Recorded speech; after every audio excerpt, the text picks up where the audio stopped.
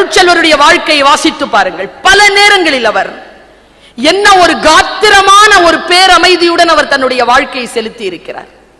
இறை அவருக்கு மடி தட்டி தான் முந்துருந்து வேலையை செய்திருக்கிறது. இவ்வளவு எழுச்சியும் இவ்வளவு வேகமும் எனக்கு தெரிந்த அவர் வாழ்ந்த இந்த 100 ஆண்டுகளில் அவர் தவிர்த்து வேறு யாருக்குமே கிடைத்ததில்லை.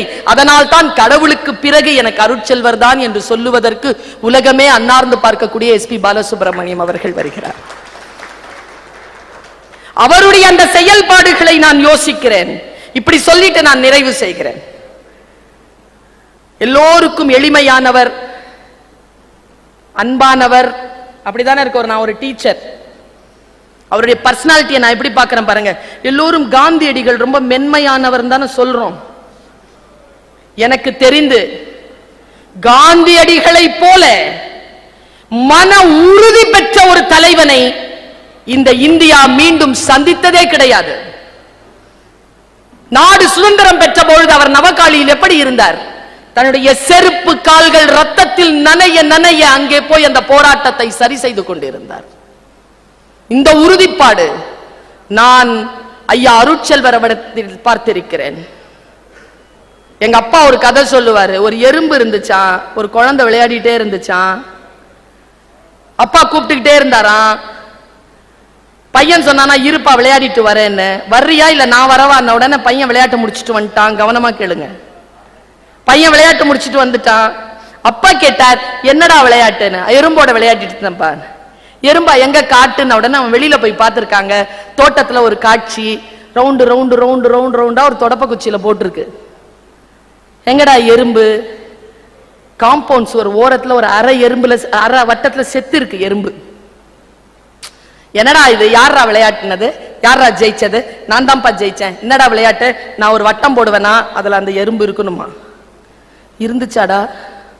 இல்லப்பா, 45 நிமிஷமா விளையாடுறப்பா. வட்டம் போடுறேன், அது வெளில போகுது. ரவுண்டு போடுறேன், வெளில போகுது. வட்டம் போடு. நீ வேற கூப்பிட்டே இருந்தியா? அப்புறம் ஒரே போடு, செத்து போச்சுப்பா. யாரா ஜெயிச்சது?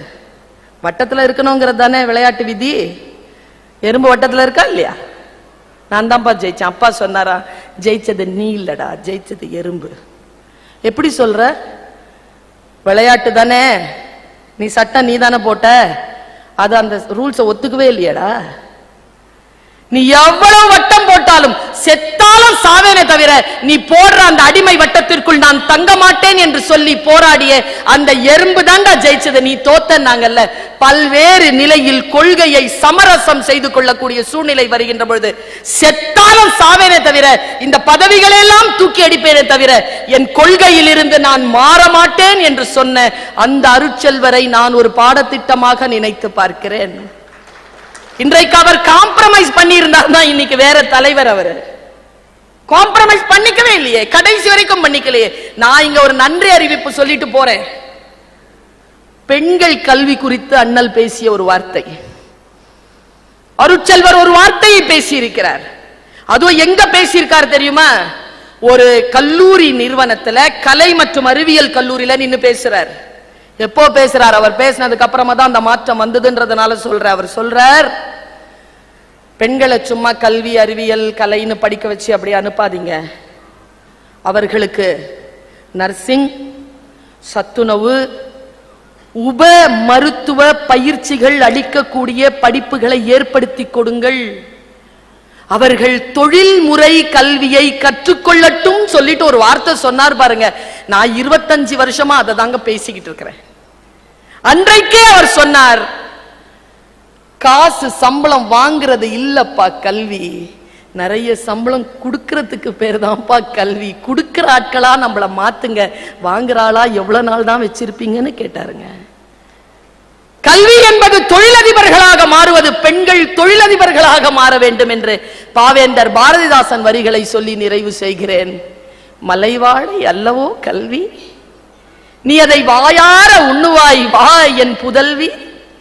கடல் சூழ்ந்த தமிழ்நாடு பெண் கல்வி பெண் கல்வி என்கிறது அன்போடு என்று சொன்ன பெண் கல்வியை முன்னிறுத்தி, தொழிலாளர் நலத்தை முன்னிறுத்தி, ஆன்மீகத்தை முன்னிறுத்தி, காந்தியத்தை முன்னிறுத்தி, அருளாளர் வள்ளலார் அவர்களுடைய வாழ்க்கையில் தன் வாழ்க்கையை முழுமையாக செலுத்தி நம்மோடு உடலளவில் மறைந்து 100 ஆண்டு கழித்தும் வாழ்ந்து கொண்டிருக்கக்கூடிய அவர் கண்ட சமூகம்தான் வருங்காலத்தில் மிக முக்கியமான வரலாறு படைக்கக்கூடிய சமூகமாக மாறும். அதனால் அவரை அடுத்த தலைமுறைக்கு பாடமாக கொண்டு செலுத்த வேண்டிய கடமை நமக்கு இருக்கிறது என்பதனை மறுபடியும் சொல்லிக்கொண்டு வாய்ப்பளித்தமைக்கு நன்றி பாராட்டி இடம் சார்கிறேன். நன்றி, வணக்கம்.